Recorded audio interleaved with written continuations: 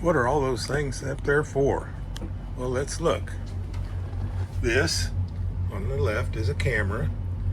That is an AIS antenna, GPS antenna for the AIS system, which is the automatic identification system, which sends out my location and speed and rate of travel. That is a DC outlet added on. That right there is a GPS receiver, Bluetooth to my iPads. That is a Bluetooth speaker, and that is the compass. From the compass, oh, that white thing in the back there is a spotlight. Got the VHF radio, lets me talk to everybody I see. Got auto, he's the one that actually steers the boat. I just tell him I just push the buttons. That's the bow thruster control, searchlight control, the windlass controls to raise and lower the anchor, and the trim tab controls to raise and lower the bow of the boat when I'm going fast, which I don't do. So those are the port engine gauges and tachometer, starboard engine gauges and tachometer. This is the fire suppression system in the engine room, high water alarm, and no voltage to the pumps alarm.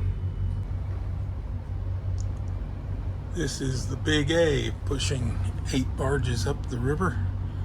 Looks like they're probably empty. And he called me on the radio and we arranged how to pass, and we're just going right on by. AIS is nice. It gives me, he knew I was coming and had my boat name and all, and was able to let me know that he was coming, and I knew he was coming, and we went right on by. There's some big old vessels there. There's what the back end looks like. Okay, after all that, over here we have the depth finder. That is offset 4 feet. That's the water under the boat, not the depth of the water. That is how you turn on the remote controller, so I can operate this thing single-handedly pretty much. There's the clearance heights, Coast Guard number and hull number. There's throttles, forward is forward, back is back, and the more you push them, the faster you go. Chart plotter, this is the brains of the operation. I've got it set up where near and far. I can do sonar, I can do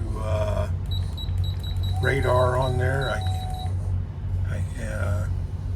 AIS, you see Big A right there, that's the tow just passed. That's what the target looks like. It's flashing red because we were in danger of hitting if we ran into each other.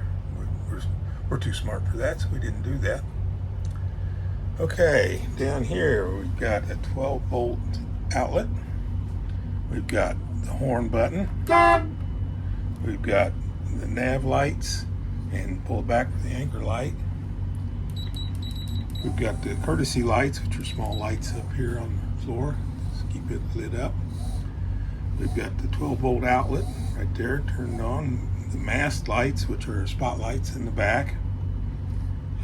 We've got the accessory. I'm not sure if anything's even hooked to that. And then we've got spotlight. Turn spotlight on.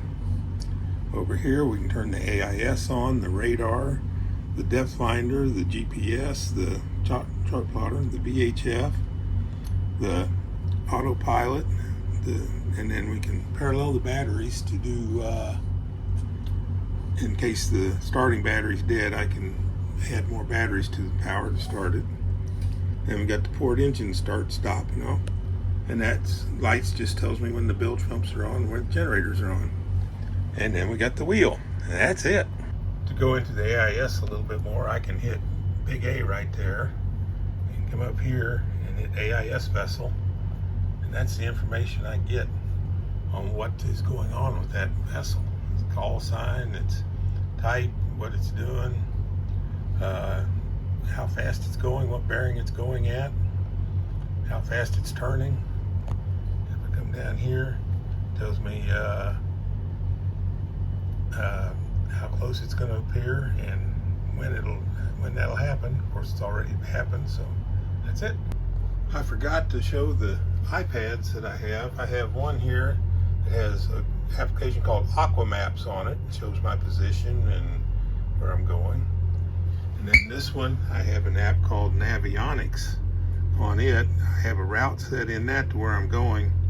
It tells me when I'll be there, how far away it is, distance to the next turn, how fast I'm going, and the route information. I don't follow the route necessarily. I just use it to tell me when I'll be there and how far I have to go. And that's pretty much how I drive the boat. Any questions, leave them in the comments.